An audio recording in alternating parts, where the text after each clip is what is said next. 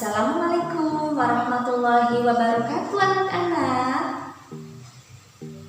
Mantap, bagaimana kabar kalian hari ini?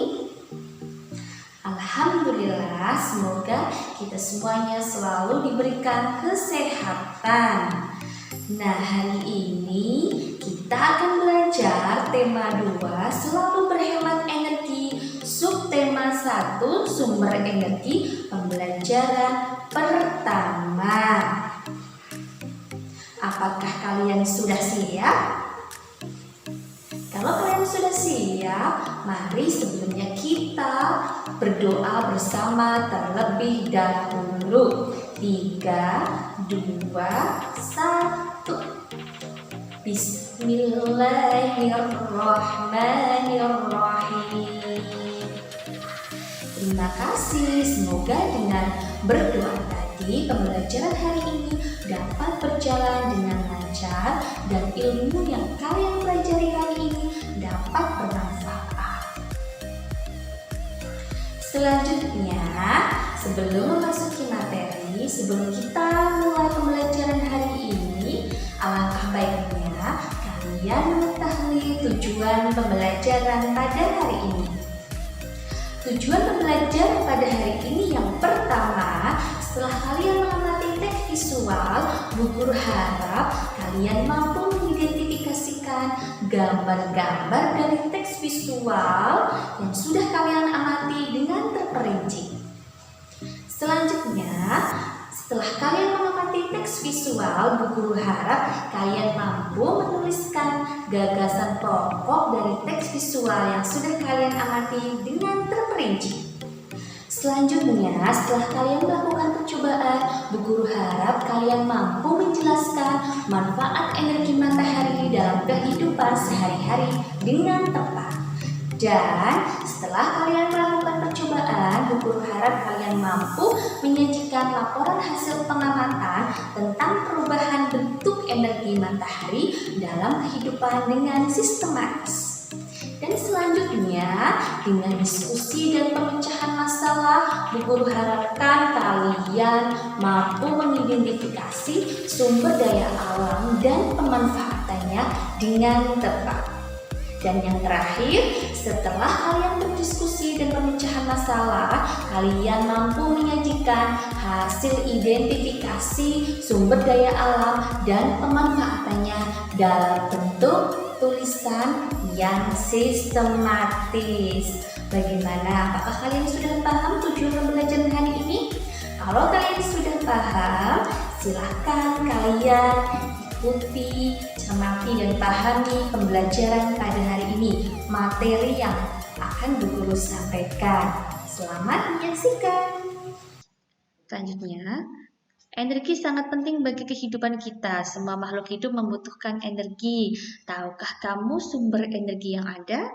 Tahulah ya. Nah, matahari memiliki peran yang besar dalam kehidupan karena merupakan sumber energi terbesar di bumi. Panas matahari berpengaruh terhadap aktivitas manusia dan makhluk hidup lainnya di bumi. Silahkan kalian amati gambar berikut ini. Setelah kalian amati, kalian jawab ketiga pertanyaan yang ada di samping ini. Bu Guru bantu jawab pertanyaan yang pertama ya. Apa yang diceritakan gambar tersebut? Jadi setiap pagi hari keluarga Edo selalu disibukkan dengan aktivitasnya. Seorang ibu yang menjemur pakaian dengan memanfaatkan panas matahari. Terlihat juga seorang pria yang berolahraga di ruang terbuka. Di ruang terbuka, manusia dapat menghirup oksigen yang dihasilkan tumbuhan, lalu mengeluarkan karbon dioksida. Dan si adik yang ikut berjemur di bawah sinar matahari. Untuk pertanyaan yang nomor 2 dan 3, silahkan kalian kerjakan sesuai dengan gambar yang sudah kalian amati. Selanjutnya, kalian buatlah gagasan pokok dari paragraf yang sudah tadi kamu buat ya di pertanyaan 1, 2, dan 3. Misalkan, Bu Guru contohkan yang Jawaban nomor 1, gagasan pokok paragraf 1. Contohnya, gagasan pokoknya itu aktivitas pagi hari sesuai dengan jawaban nomor 1.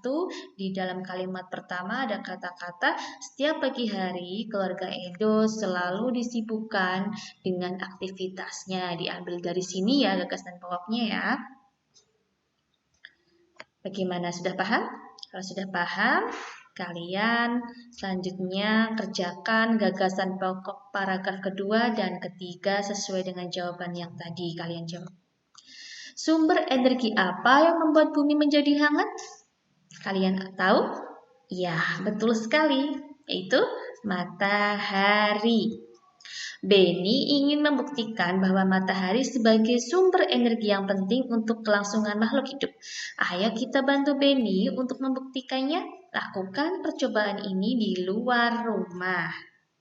Yang pertama, kalian siapkan sapu tangan, tisu, dan kertas ya. Lalu langkah kerjanya, yang pertama basahi 2 helai sapu tangan, 2 lembar tisu, dan 2 lembar kertas. Lalu jemurlah sehelai sapu tangan, selembar tisu, dan selembar kertas di tempat panas, sedangkan sisanya diletakkan di tempat yang teduh. Lalu yang ketiga, amati dan tulislah perubahan yang terjadi pada benda-benda tersebut setelah 15 menit, 30 menit, dan 60 menit. Lalu kalian tulis hasil pengamatan kalian di tabel berikut ini. Misalkan Bu Guru beri contoh satu ya, yang tisu yang di tempat yang terang, ada gambar matahari ya, yang atas matahari, yang bawah di tempat yang teduh berarti. Yang pertama yang tisu setelah 15 menit itu masih basah. Lalu setelah 30 menit mengering dan 60 menit kering. Nah, apakah ada perbedaan antara benda-benda yang dijemur di tempat yang terang dan di tempat yang teduh? Coba kalian tuliskan kesimpulannya, paling sedikit 4 kesimpulan mengenai pengaruh panas matahari pada percobaanmu. Tuliskan di sini ya. Dan setelah itu kalian buatlah data laporan kegiatan percobaan yang sudah kalian lakukan. Misalkan nama percobaan tadi panas matahari. Tujuannya membuktikan panas matahari adalah sumber energi yang penting bagi kehidupan. Lalu alat-alatnya tisu, kertas, dan sapu tangan. Untuk langkah kerja dan kesimpulannya kalian isi sendiri ya. Untuk langkah kerja kan tadi sudah ada yang 1, 2, 3 yang di atas tadi. Silahkan kalian tinggal tulis di situ. Dan ini silahkan kalian baca kisah Ali si biji energi. Jadi ini mengisahkan sebuah pohon jagung yang sangat bermanfaat untuk manusia. Silahkan kalian baca. Setelah kalian baca, Bu Guru akan memberikan penguatan ya. Menambah wawasan kalian, Bu Guru akan memberikan penguatan tentang matahari, sumber kehidupan di bumi. Apa saja sih matahari sumber kehidupan di bumi? Matahari sebagai sumber energi terbesar memancarkan panas dan cahaya ke bumi. Cahaya matahari menerangi bumi sehingga kita dapat melihat semua makhluk hidup dan benda-benda di siang hari. Panas matahari mengakibatkan adanya kehidupan di bumi. Dan selanjutnya ini adalah peran matahari bagi kehidupan di bumi. Peran yang pertama, seiring dengan perputaran bumi pada porosnya, matahari membuat terjadinya siang dan malam. Ini ada contoh gambarnya biar kalian lebih jelas lagi ya. Selanjutnya, peran matahari yang kedua bagi kehidupan di bumi yaitu seiring dengan kemiringan posisi bumi saat melakukan revolusi, matahari mengakibatkan terjadinya 4 musim di belahan bumi utara dan bumi selatan, yaitu apa yang dicoba? Musim apa? Betul sekali, ini musim panas. Lalu musim gugur karena daunnya berguguran, musim dingin, dan yang terakhir musim ada bunga-bunga yang bermekaran, musim semi. Nah, berikut peran matahari lagi ya. Yang ketiga ya, berperan pada siklus atau perputaran air hingga terjadi perubahan cuaca, mendung, panas, dan hujan. Kalian bisa lihat di siklusnya ini ya, air menguap karena terkena panas matahari lalu mengembun. Setelah banyak awan yang terkumpul di langit, jatuh berupa titik-titik air dan jadilah hujan, turun ke tanah, ke sungai, dan mengalir lagi ke laut. Begitu seterusnya. Selanjutnya, berperan pada proses terjadinya awan hingga terjadinya hujan yang membasahi daratan hingga semua tumbuhan di darat dapat bertahan hidup. Air hujan yang tersimpan di tanah juga dimanfaatkan hewan dan manusia untuk keberlangsungan hidupnya. Selanjutnya, peran yang kelima, berperan pada proses fotosintesis sehingga semua tumbuhan baik di darat dan di laut dapat hidup, berkembang biak, dan membuat cadangan makanan untuk dikonsumsi hewan dan manusia. Ini contoh proses fotosintesis ya pada tumbuhan. Selanjutnya, peran yang keenam, panas matahari mengakibatkan air laut menguap. Peristiwa ini dimanfaatkan pada proses pembuatan garam. Nah, ini ada para petani yang sedang menjemur air laut menjadi garam. Nah, sedang menjadi garam itu ya. Selanjutnya, peran yang ke nomor 7. Cahaya dan panas matahari digunakan sebagai sumber energi pada panel surya yang mengubah energi cahaya matahari menjadi energi listrik. Kalian tahu apa itu panel surya? Kalau kalian belum tahu, silahkan kalian amati gambar di bawah ini. Di sini ada panel surya di atap rumah ya. Atap rumahnya itu terdapat panel surya yang kotak-kotak itu. Nah, itu terkena matahari ya. Setelah terkena cahaya matahari, nanti ini akan menghasilkan energi listrik. Selanjutnya, peran yang selanjutnya ya, yang 8, cahaya matahari di pagi hari juga membantu proses terjadinya vitamin D yang berguna bagi pertumbuhan tulang pada anak-anak. Di sini ada orang dewasa dan anak-anak. Orang dewasa juga perlu berjemur ya, apalagi saat kondisi COVID seperti ini untuk meningkatkan imunitas tubuh. Nah, setelah Bu Guru jelaskan, sekarang kalian temukan sebanyak-banyaknya manfaat energi matahari bagi makhluk hidup dalam bentuk peta pikiran di bawah ini.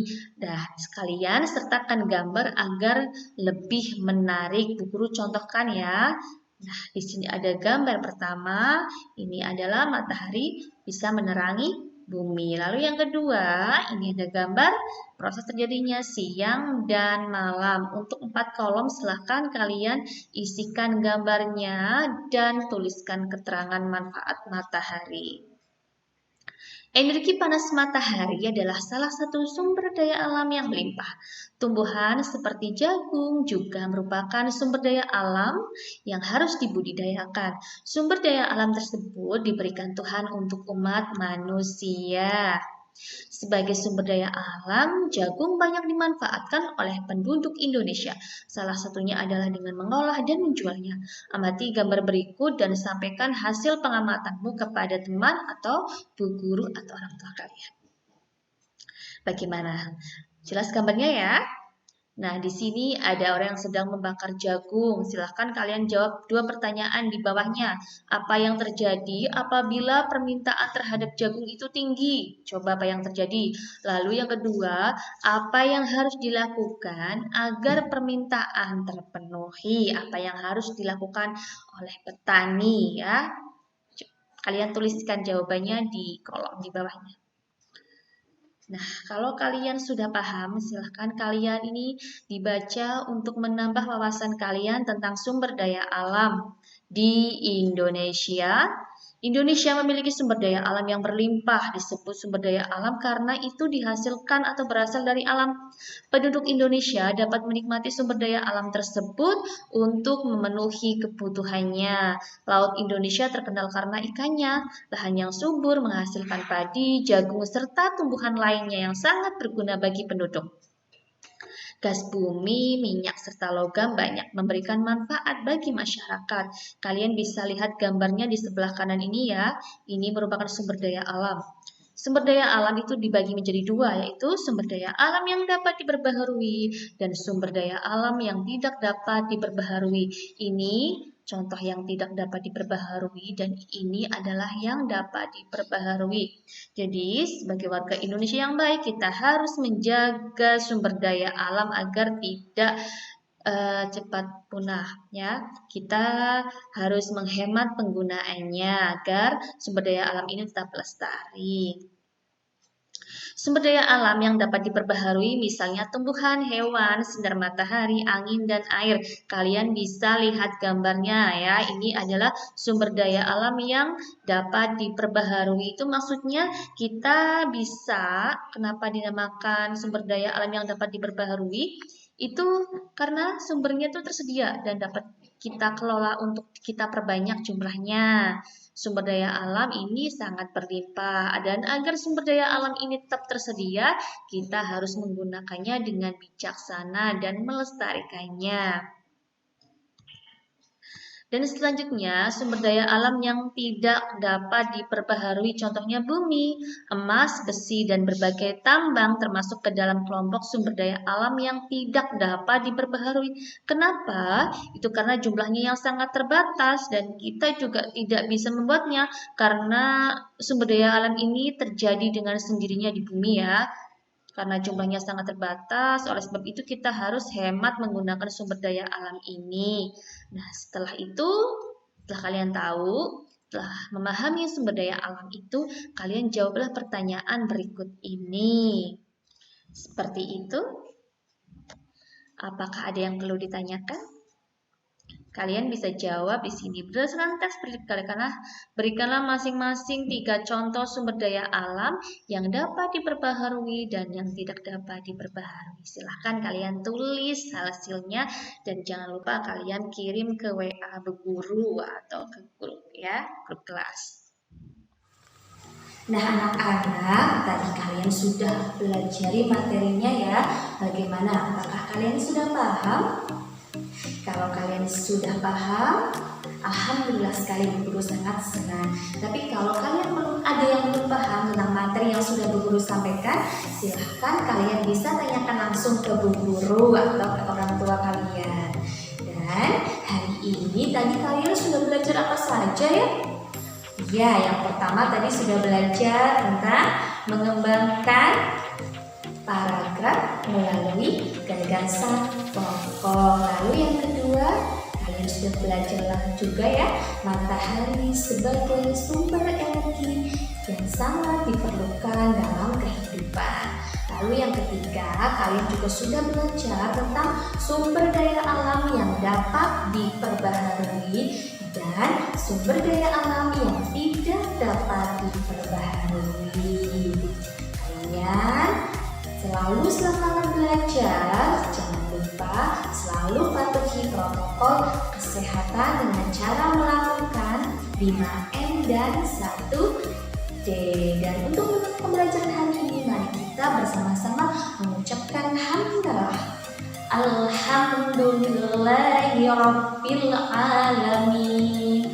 Terima kasih, sampai jumpa di video selanjutnya. Wassalamualaikum warahmatullahi wabarakatuh.